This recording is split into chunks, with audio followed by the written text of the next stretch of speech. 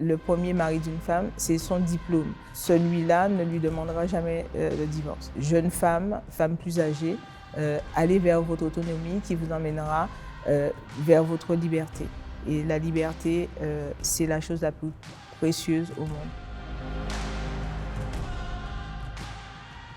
Je suis Danielle Girondin, j'ai 62 ans. Je suis présidente de l'association Génération 2, Citoyenneté Intégration, se situant à Évry-Cocoronne. J'ai été élevée par une femme puissante qui était ma mère. Et cette femme, elle était déjà pas une battante, mais une combattante des droits des femmes.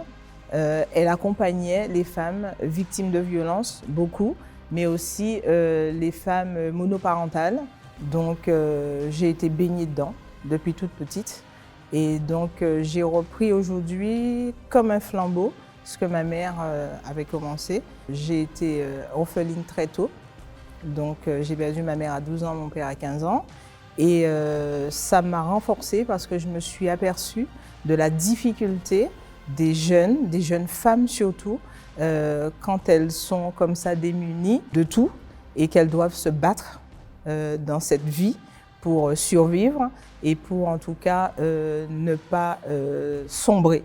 Je crois que l'autonomie de la femme, c'est sa liberté.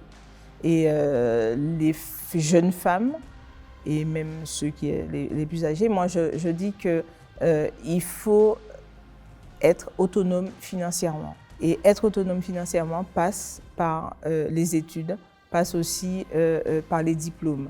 Et comme le disait si bien ma mère, le premier mari d'une femme, c'est son diplôme. Celui-là ne lui demandera jamais le divorce. Jeune femme, femme plus âgée, allez vers votre autonomie qui vous emmènera vers votre liberté. Et la liberté, c'est la chose la plus précieuse au monde. Moi, je dis qu'en 1944, beaucoup disent qu'on nous a donné le droit de vote. Je dis qu'en 1944, on l'a arraché. On ne nous l'a pas donné. On l'a arraché parce que c'est après beaucoup de combats. Arrêtons de minimiser notre puissance, arrêtons de minimiser notre chemin, notre parcours. Quand on part de 1944 à aujourd'hui, on voit qu'il y a un chemin parcouru, un grand chemin parcouru. Mais on n'est pas au bout. Il reste encore beaucoup à faire.